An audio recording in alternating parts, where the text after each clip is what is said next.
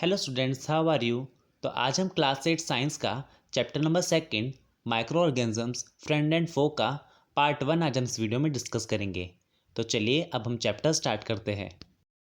Students, हमारे आसपास ऐसे भी लिविंग ऑर्गेनिजम्स होते हैं जिन्हें हम नॉर्मली नहीं देख सकते।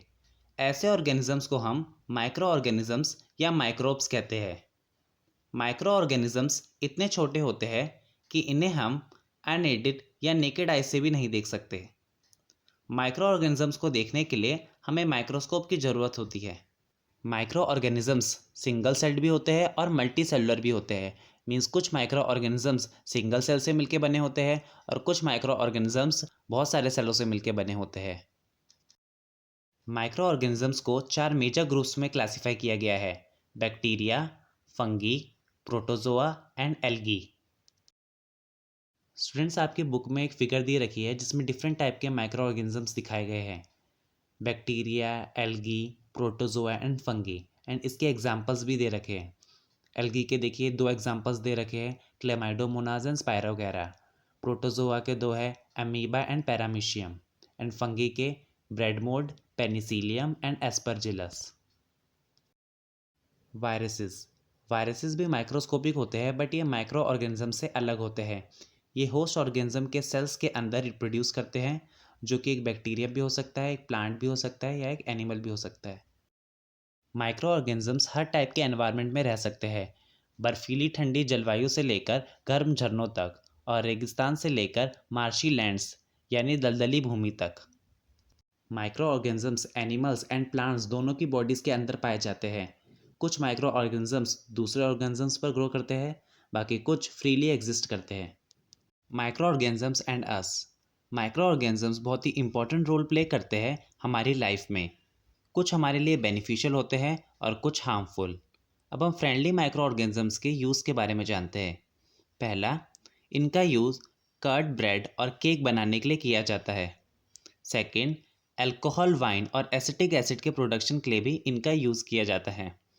थर्ड, माइक्रो ऑर्गेनिजम्स मेडिसिन्स बनाने के लिए भी यूज़ किए जाते हैं। फोर्थ, माइक्रो ऑर्गेनिजम्स सॉइल की फर्टिलिटी को बढ़ाते हैं। फिफ्थ, ये एनवायरनमेंट को क्लीन करने में भी बहुत इंपॉर्टेंट रोल प्ले करते हैं। स्टूडेंट्स, अब हम इन सभी पॉइंट्स के बारे में डिटेल में पढ़ते हैं। Making of curd and bread. Curd में कई सारे माइक्रोब्स पाए जाते हैं। इनमें से लैक्टोबैसिलस बैक्टीरियम प्रमोट करता है फॉर्मेशन ऑफ कर्ड। यह दूध में मल्टीप्लाई होता है और उसे कर्ड में चेंज कर देता है। चीज़, पिकल्स और भी फूड आइटम्स बनाने के लिए बैक्टीरिया का यूज़ किया जाता है। बैक्टीरियल यीस्ट का use rice, idlis and dosa batter को फर्मेंट करने के लिए किया जाता है। स्टूडेंट्स, अब हम एक एक्टिविटी करते हैं जिसके लिए हमने ½ kg मैदा लिया है। उसमें हमने ऐड करा शुगर, देन हमने उसे मिक्स कर लिया विथ वार्म वाटर एंड उसमें फिर हमने ऐड करा थोड़े अमाउंट में यीस्ट पाउडर। देन हम उस मैदे को गूंथ लेते हैं। 2 घंटे बाद हम देखते हैं कि जो मैदा था वो फूल रहा है। ऐसा क्यों हो रहा है? क्योंकि ईस्ट तेज़ी से रिप्रोड्यूस कर रहा है और CO2 गैस प्रोड्यूस कर रहा है ड्यूरिंग रेस्पिरेशन। यही CO2 गैस उस मैदे को फुला रही है, जिससे उसका वॉल्यूम इंक्रीज हो रहा है। तो इसीलिए हम ईस्ट का यूज़ करते हैं बेकिंग इंडस्ट्री में ब्रेड्स, केक्स एंड पेस्ट्रीज बनाने के लिए।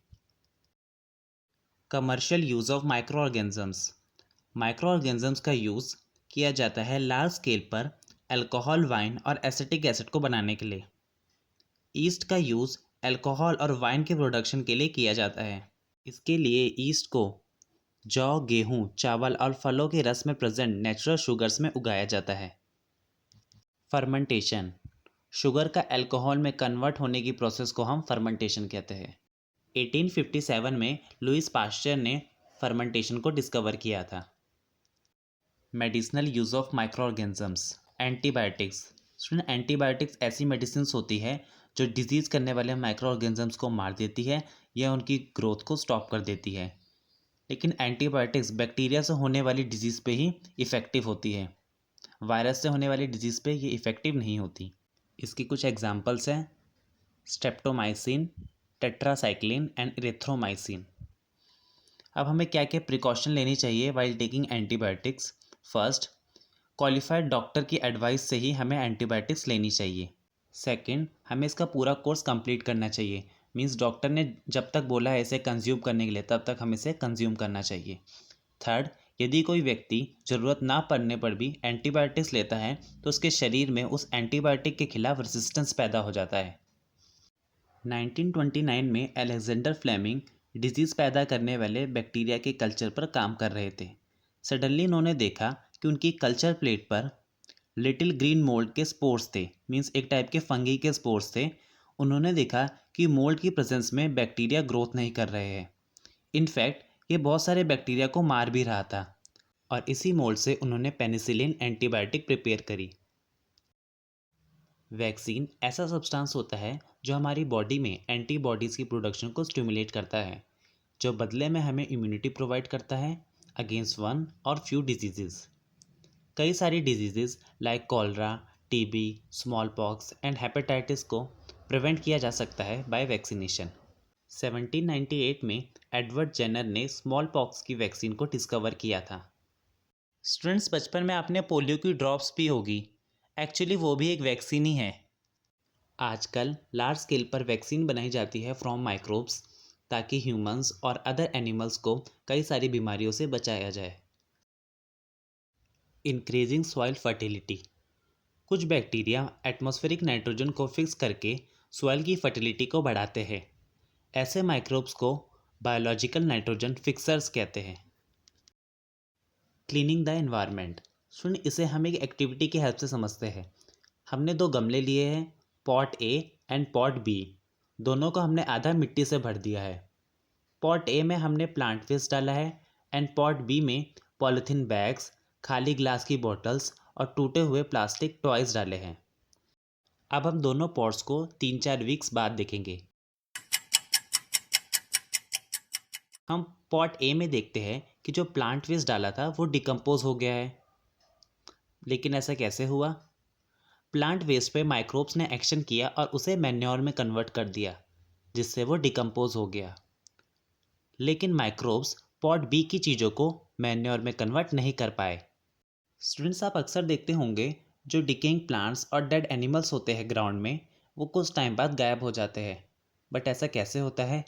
ऐसा इसलिए होता है क्योंकि माइक्रो ऑर्गेनिजम्स प्लांट्स और एनिमल्स के डेड ऑर्गेनिक वेस्ट को डिकम्पोज कर देते हैं और उन्हें सिंपल सब्सटेंसेस में कन्वर्ट कर देते हैं, और ऐसे माइक्रोब्स एनवायरनमेंट को क्लीन करने में मदद करते हैं।